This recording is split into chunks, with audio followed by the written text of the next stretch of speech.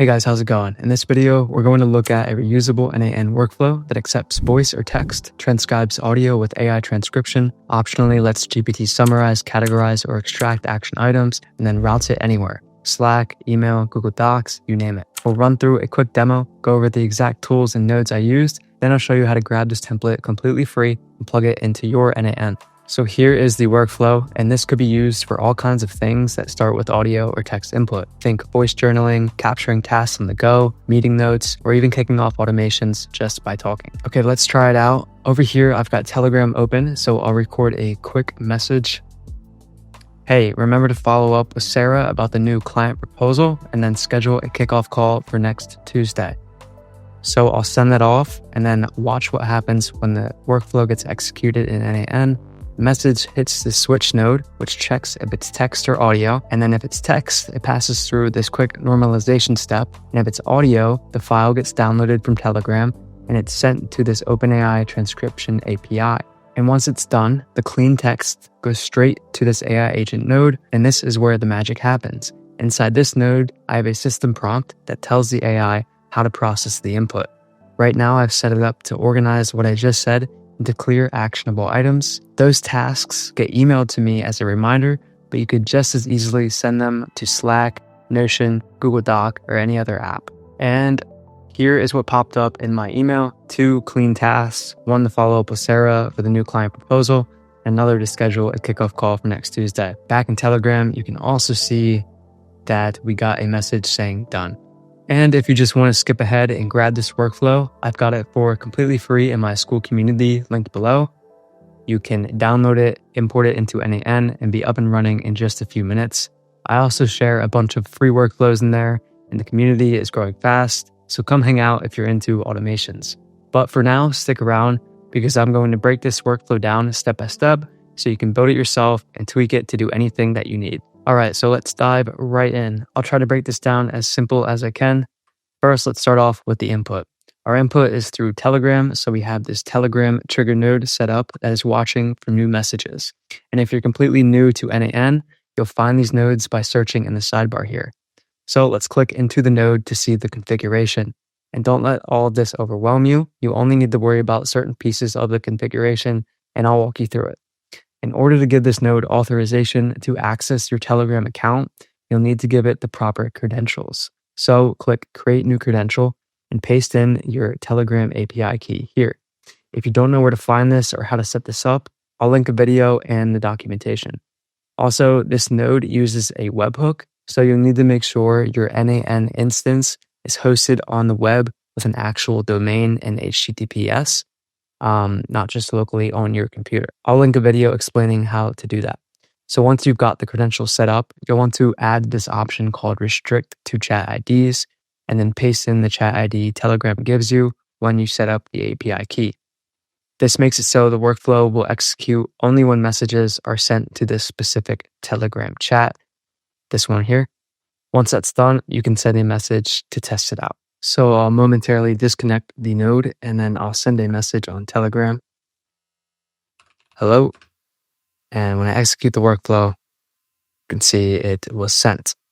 And here is our message. When it is a text-based message, there's this property called text here with our message. But when it's an audio message, like so, hello, there is a voice property with the file ID and file size and stuff like that. And so basically the messages this node receives are going to either be text files or audio files. And this switch node here is going to be used to determine which one is being sent and route it down the correct path.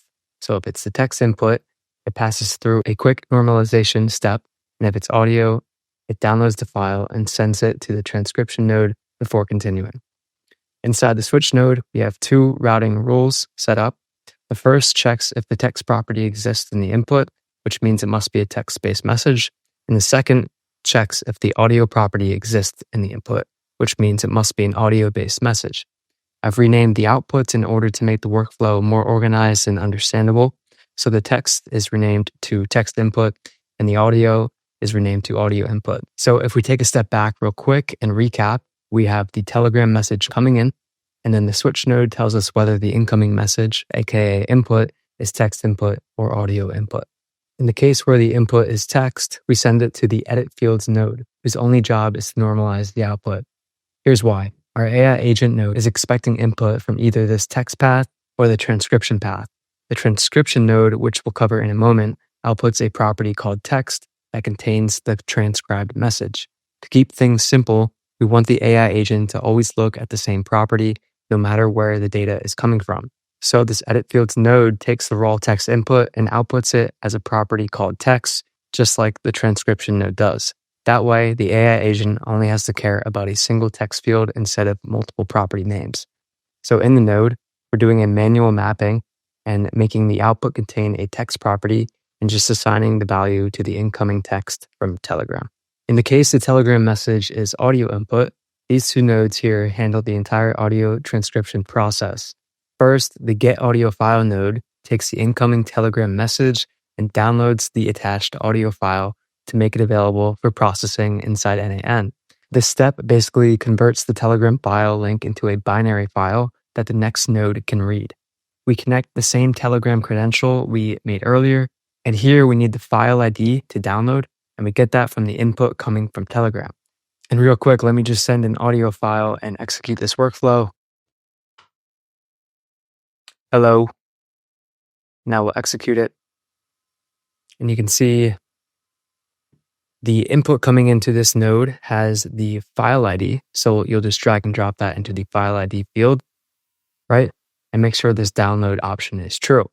Then the output is this data file that is in the form of a binary. Then we pass that binary file into the transcribe audio node. This uses OpenAI's Whisper model to turn speech into clean text. It's surprisingly fast and inexpensive to run, even on long clips. In this node, we need to connect to our OpenAI account by setting up a credential, just like we did with Telegram. So click create new credential, and we need an API key.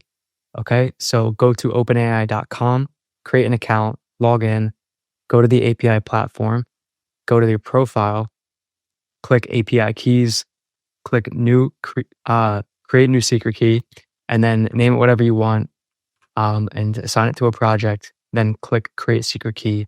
And now this is your API key. You'll want to copy this and paste it somewhere secure. Once you close this modal, you won't be able to view the key again. Also, make sure to have some billing information and funds associated with your account. So we'll come back here and paste that key into here and then click save. I already have one created, so I'm not going to do that. But yeah, it's super simple. Just put the API key in and you're connected. If you're curious to know how much this is going to cost you, well, I'll go to my billing usage in my OpenAI account. And today I've used less than 1 penny worth of funds in my account. And I've probably ran 5 to 10 transcriptions. They were small. Maybe larger ones might cost you a couple pennies, but it's pretty cheap. Anyway, once the transcription is complete, the output contains a text property, which we can then pass downstream into our AI agent node or any other logic in the workflow.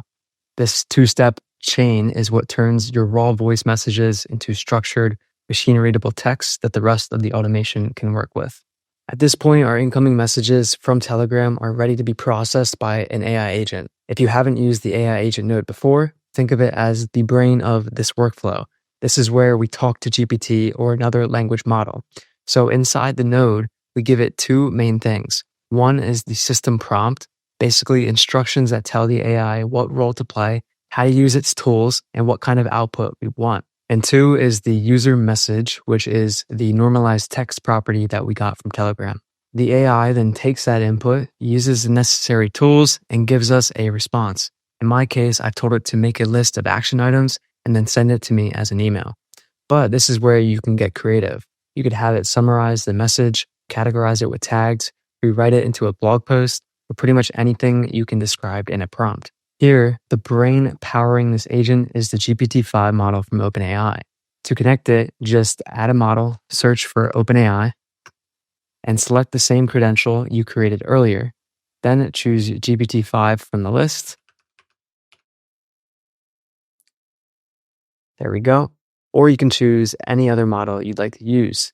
GPT Mini and GPT Nano are cheaper and faster, but they may not be as thorough as GPT-5. So you can decide which trade-off makes sense for your use case. If you're just taking the transcribed message and tagging it or summarizing, then the Mini or Nano would be fine to use. But if you're generating blogs, for example, then you may want to use a more powerful AI model. So you might be curious what my system prompt actually says. So let's go take a look at that. I have an overview section that says you are an assistant for Kyle. Your job is to convert the user message into a list of actionable tasks and use the Gmail tool to send an email to Kyle containing the list, and the subject should be a short summary of the tasks. So here we're describing to the agent what needs to be done. Then I have a tools section that lets the agent know what tools it has available. So I say send a message in Gmail tool. This tool is used to send a message to Kyle. And then I have an example section. The user message says, "Hey assistant, remind me to go for a walk today and message Dave about the team sync on Monday." And from that, the subject should be go for a walk and email Dave. And the body should be today, go for a walk, Monday, message Dave about the team sync. And then we have a final reminder section. I just say, here is the current date. And I say, only send one email to Kyle per query so that the agent doesn't think it has to send an email per action item. And then I have a line that says, put a line break between each task in the email so that all the tasks aren't next to each other and they're actually on separate lines. When you're writing these system prompts, it's important to be descriptive. Like I have here, make sure to have an overview outlining what the agent needs to do exactly, what tools it has access to, an example of what the input and output look like, and if needed, some clarification/final reminders. Think of this like you're a manager and you've hired a junior assistant. To train them, you'll need to be very explicit and detailed in your instructions. Our agent will take these instructions and the input text and generate an email for us and then send it off as long as it has access to a send email tool. So let's go through that real quick. So here is the send email tool. We have our Gmail account credentials. I have videos explaining how to do this. I'll link here. We send it to our email. And then for the subject and message, we click this little button here that says, let the model define this parameter. This means the AI agent will decide what should be set here. And we've already instructed our agent to create a subject and message based on our Telegram input. Once the AI agent is done sending that email and doing whatever else it needs to do, we have the final node in the workflow, which is send a text message on Telegram. This will send us a text that says done, letting us know that the workflow has completed. Now, when I send a new message through Telegram, the AI agent will not only extract the tasks, it will draft an email and send it automatically. Hey assistant, please remind me to edit and post this YouTube video and remind me to go to the doctor next Wednesday. All right, let's execute the workflow. Now it detected it was an audio file, it's transcribing it. The agent is thinking, it's generating that subject and that body of the email for us. It sent the email. Its thought again, probably was thinking, do I have to do anything else after sending this email? And it figured out it doesn't. So then it completed and it went to the next node and it sent us a message on Telegram, done, perfect. So let's check our email real quick. There we go, we got a new email. It says edit the YouTube video, post the YouTube video, and then next Wednesday, go to the doctor. And it even gives us the date. And that's why I thought it was important to include the current date so that I could do things like that. All right. By the way, if you want to remove the email sent automatically with n8n and also remove it on Telegram, I'm going to show you how to do that real quick. Just go to these nodes and add a option here called append n8n attribution. Make sure that's off. And I'll do that for the email as well. And that will make it so the attribution is not there anymore. This workflow is so powerful because you can use this audio transcription functionality as the foundation for so many different automations. You can hook up any tool you want to this AI agent, tweak the system prompt, and make it do whatever you need, whether that's creating tasks, bulking journal entries, generating content ideas, kicking off full business workflows. The possibilities are endless, and this is just the starting point. If you found this helpful, hit the like button so more people can discover it, and subscribe for more n8n and AI automation content like this. I've linked the full workflow template down below. Grab it, try it out, and let me know what you build with it in the comments. I'll see you in the next one.